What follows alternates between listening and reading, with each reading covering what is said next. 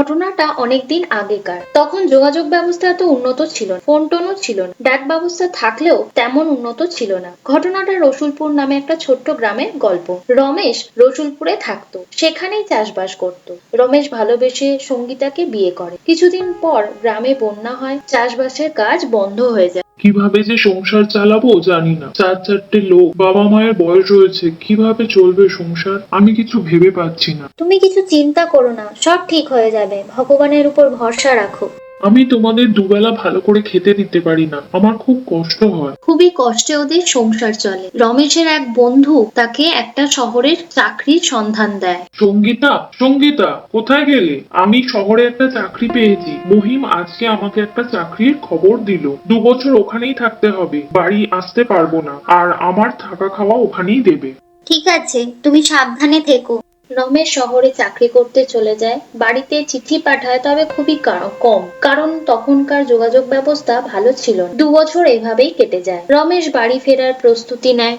কাল বাড়ি যাব এটা ভাবলেই কত আনন্দ হচ্ছে। বাবা মা সঙ্গীতা কতদিন আমার আশা করে বসে আছে, অনেকদিন ওদের খবরও পাইনি। পরের দিন সকালে রমেশ বেরিয়ে পড়ে বাড়ির উদ্দেশ্যে। রাত হয়ে যায় গ্রামে পৌঁছাতে পৌঁছাতে। রাস্তাঘাট শুনশান, বৃষ্টি পড়ছে। গ্রামে কাউকে দেখছিও না, কারোর ঘরে তো আলো জ্বলছে না দেখছি। বৃষ্টি পড়ছে বলে হয়তো সবাই ঘুমিয়ে পড়েছে। তাড়াতাড়ি পা চালিয়ে বাড়ি পৌঁছাতে হবে, অনেক রাত হয়ে গেল।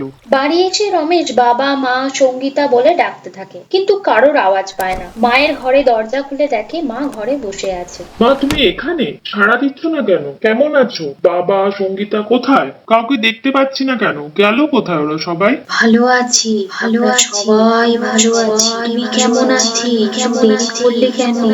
রমেশ সঙ্গীতার সঙ্গে দেখা করতে যায়। দেখে সঙ্গীতা এক কোণে চুপ করে বসে আছে, কোনো সাড়াও দিচ্ছে না। আর তার পাশেই দেখে তার বাবা মাও বসে আছে। রমেশ দেখে অবাক হয়ে যায়, মনে করে মাকে তো আমি ঘরেই দেখে এলাম, মা কি করে এখানে চলে এলো? রমেশ একটু ভয় পেয়ে যায়। ওরা তিনজন হাসতে থাকে।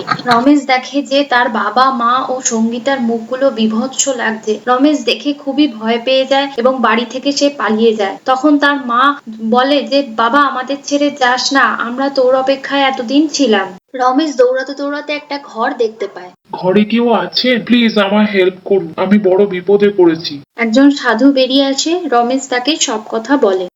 2 মাস আগে ওই গ্রামে কলেরা হচ্ছিল। ওই গ্রামে অনেক লোকই মারা যায়, কিছু লোক অন্য গ্রামে পালিয়ে যায়। তোমার স্ত্রী, মা, বাবা কলেরার মারা যায়। তুমি ওদের আত্মার শান্তির জন্য একটা শ্রাদ্ধের অনুষ্ঠান করো। আমার আর আপন বলে কেউ রইলো না। আমি একবারও খবরও পেলাম না, শেষ দেখা আমার মা বাবা স্ত্রীকে দেখতেও পেলাম না।